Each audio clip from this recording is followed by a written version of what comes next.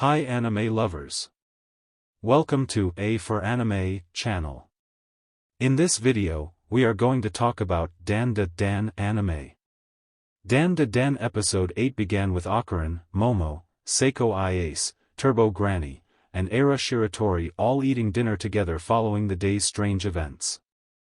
Momo then apologized to Aira for dropping the tub on her head, also demanding she apologize to Okarun for making fun of him.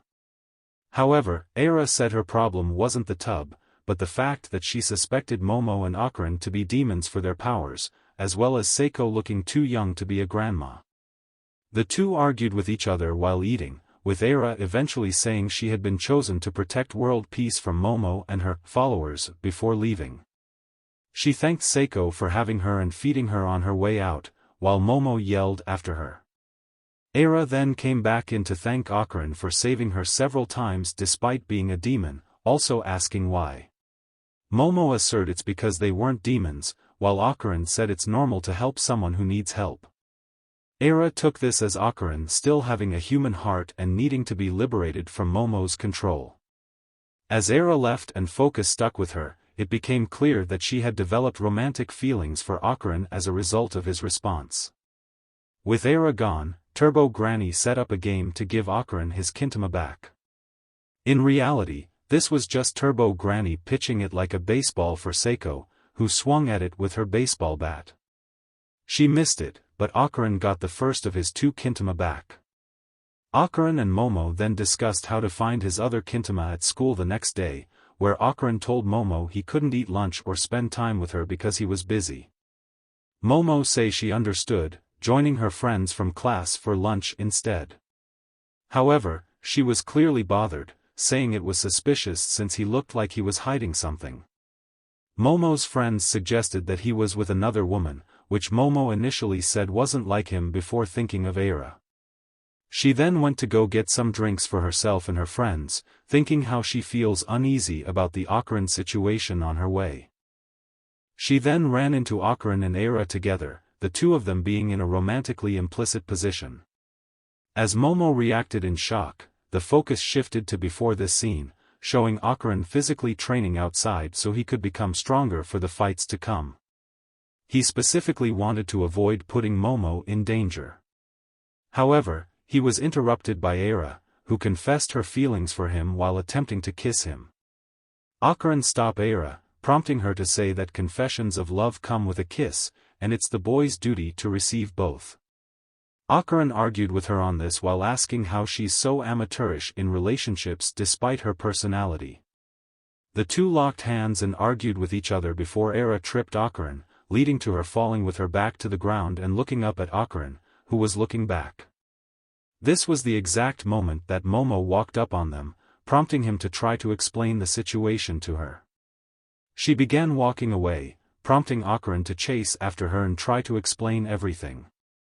However, she made it clear that she wanted space, returning to class and thinking about the situation while clearly being upset.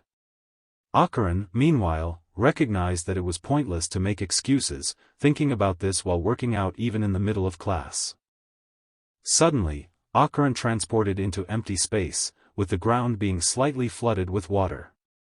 Okarun heard someone scream, revealed to be Aira, who suspected that Momo did this. Okarun then went to look for Momo after being reminded of her, but didn't find her in her classroom. She instead was looking for a window to climb out of, while also wondering if Okarun was okay. Momo then heard something approaching her from the hallway, revealed to be a dinosaur-like creature. Momo shifted slightly in the water, which sent out a ripple that seemingly activated something on the monster's body. The monster then turned its attention to her, seemingly using ripples in the water which hit her to find where she was. The monster then let out an energy beam-like attack which destroyed that section of the hallway. The parts on its body activated by Momo's ripple close-up after firing the attack. However, Momo was fine, prompting a shift in focus to Okarun and Aira, who heard the blast. Okarun then explained what he thought was happening, but was interrupted by an alien who had boxing gloves on. Okarun went into his Turbo Granny form while dodging, telling Aira to run since he couldn't protect her. However, Okarun was then restrained by 3 Serpoians who showed up, prompting him to return to base form while telling Aira to run once again. However, they began attacking her before she ran, sending her flying down the hallway. The Serpoians then revealed Okarun specifically was their target this time. However, the episode ended with Aira transforming into a silky-like appearance, overpowering the Serpoians and saving Okarun just in time. Dandadan Episode 8 does a great job of ironing out Aira's role in both Okarun and Momo's personal relationships and lives, as well as the larger narrative overall.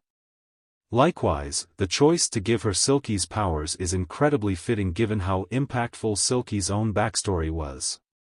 Hopefully, Aira can quickly master these new abilities in order to deal with the enemies that now surround them. The episode are getting more interesting. If you enjoyed it, please thumbs up, subscribe if you haven't already, and comment down below what you thought about the episode. I'll see you guys on the next video. Peace.